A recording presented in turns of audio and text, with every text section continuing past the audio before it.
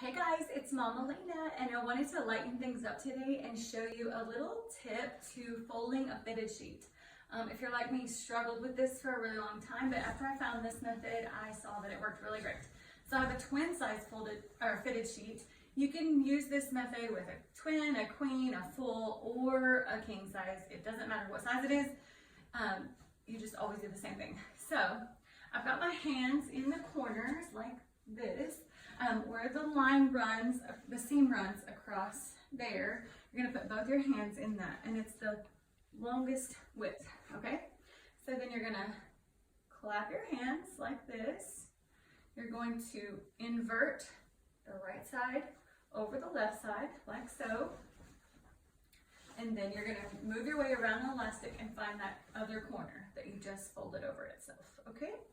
So now I have this double layer. It's folded inside of itself.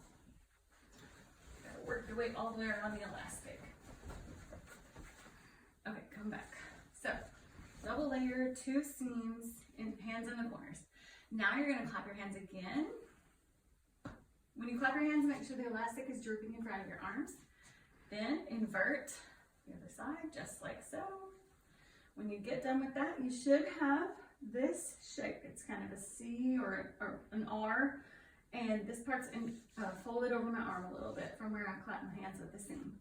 Now I'm going to take that corner right there.